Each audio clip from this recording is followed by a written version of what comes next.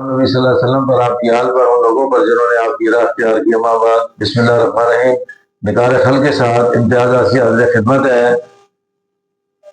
جیسا کہ آپ کو علم ہے کہ میں جنہوں نے سلسلے میں حصہ وار جو ہے قسط وار وہ علاج کر رہا ہوں۔ آج اس سلسلے کا میرا جو ہے وہ تیسرا علاج ہے۔ تو جیلوں میں جو قیدیوں کے لیے سہولتیں ہوتی ہیں، یعنی میرا مقصد یہ ہے کہ جیل میں جو بھی کچھ ہو رہا ہے اس کے مثبت اور منفی دونوں پہلوؤں کو جائزہ لیا جائے۔ یہاں میرے علاج کا مقصد کسی جیل افسر یا کسی جیل ملازم کی دل شکنی کرنا نہیں ہے، بلکہ جو جیلوں میں کچھ irregularities بیکاریاں ہو رہی ہیں ان کی نشاندہی بھی کرنا، اور جو قیدیوں کے لیے سہولتیں ہیں ان کا بھی ذکر کرنا۔ تو یہ میری ذمہ داری ہے، اور بحیثیت صحافی یہ میری ذمہ داری ہے کہ میں دونوں پہلوؤں کا جائزہ لوں اور ایمانداری کے ساتھ اپنے فرائض سر انجام دوں۔ تو سب سے پہلے میں روٹی کے بارے میں بات کروں گا۔ آج کل جیلوں میں روٹی بڑی اچھی دی جا رہی ہے۔ پہلے تو آتا تھا کہ بھئی آٹا کہیں سے آتا تھا، لیکن اب وہیں اس کی پسائی وہیں ہوتی ہے، قیدی اس کو آٹا بناتے ہیں، گندم کی پسائی ادھر ہی کرتے ہیں۔ تو اس سلسلے میں کوئی ابہام نہیں رہا ہے۔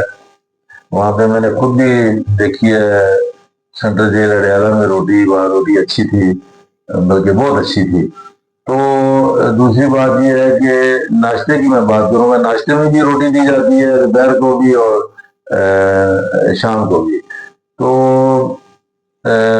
سالن میں وہ ایک ہفتے میں 6 دن جو ہے وہ چکن دیتے ہیں۔ تو میرے خیال میں یہ تھا کہ کیونکہ چکن بھی کوئی زیادہ کھانے سے کوئی صحت اچھی نہیں ہو جاتی، تو دالوں میں پروٹین زیادہ ہوتے ہیں۔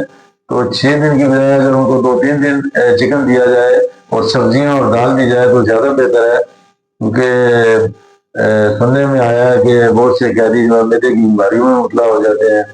تو اس لیے بہتر ہے کہ ناشتے میں روٹی کی بجائے انہیں کوئی ڈبل روٹی وغیرہ یا ایک رس یا ویسے رس دے دیے جائیں، کیونکہ 11 بجے تک دوپہر کی روٹی ویسے ہی چلی جاتی ہے بیرکس میں، تو اس لیے کوئی اتنا لمبا وقفہ نہیں ہوتا۔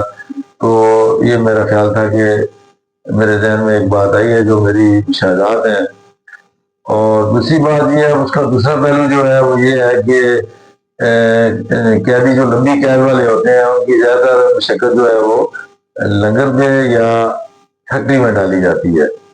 اب لنگر پہ جو جیلوں میں جو مشقت ہے قیدیوں کی، سب سے سخت مشقت جو ہے وہ لنگر کی ہوتی ہے، اور اس میں کوشش ہوتی ہے قیدیوں کی کہ لنگر پہ نہ ڈالا جائے۔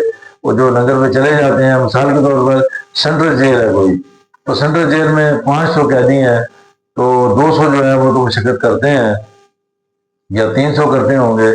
وہ سالن بھی پکاتے ہیں، برتن بھی دھوتے ہیں، آٹے کا بھی، پیڑے بھی بنانا، سارا وہ بڑا لمبا کام ہوتا ہے اور بڑی سخت مشقت ہوتی ہے۔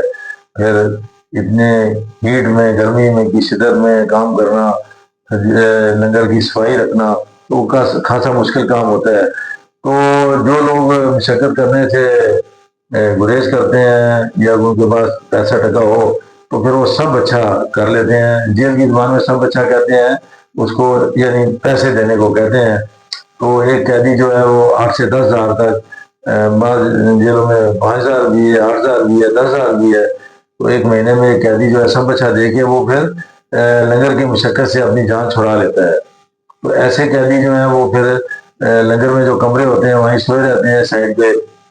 عام طور پہ مہینے میں 2 دفعہ یا 1 دفعہ سیشن جج صاحبان بھی جو دورہ کرتے ہیں، وہ جب آتے ہیں تو وہ اپنے کمروں میں ہی سوئے رہتے ہیں، یا بعض دفعہ ان کو بیرکس میں بھیج دیا جاتا ہے۔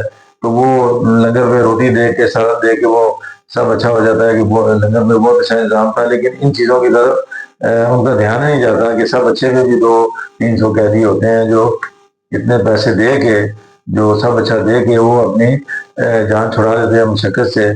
تو یہ بھی وہاں پہ ہوتا ہے۔ پھر جو ہے اس کے بعد لنگر پہ جو سامان آتا ہے، میرے خیال میں اگلے ولاگ میں گودام اور فیکٹری اس طرح مرحلہ وار ساری جو باتیں ہیں وہ بتاؤں گا۔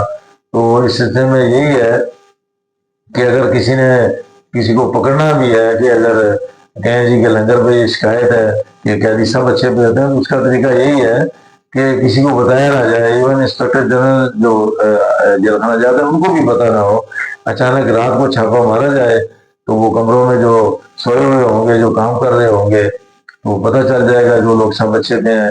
ویسے تو جو رجسٹر ہوتا ہے اس میں تو سارا لکھا ہوتا ہے، مشقت ڈالی ہوتی ہے، جبکہ عملی طور پر وہ نہیں کر رہے ہوتے۔